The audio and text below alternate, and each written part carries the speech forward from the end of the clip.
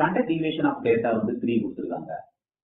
அதுக்கப்புறமா ஒவ்வொரு value multiply by 5ன்னு சொல்றாங்க. அப்ப நியூ வேரியன்ஸ் என்னன்னு கேட்கறாங்க. கவனமா இருங்க, அவங்க கொடுக்கறது ஸ்டாண்டர்ட் டிவியேஷன், ஆனா கேட்கறது வேரியன்ஸ். உடனே நம்ம அவசரப்பட்டு இது வந்து 3 ஆல மல்டிப்ளை பண்ணா 15 அப்படின்னு நம்ம ஆன்சர் எழுதிட்டோம்னா தப்பா வரும்.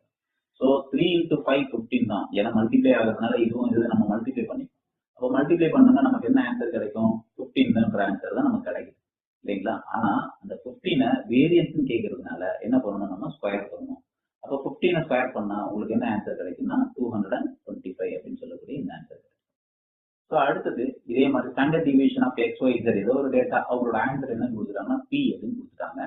அப்படின்னா 3x + 5, 3y + 5, 3z + 5 இவங்களோட ஆன்சர் என்ன? இதுவும் ஒரு வருஷம் ப்ரீவியஸ் இயர் கொஸ்டின்ல இருக்கு பாருங்க.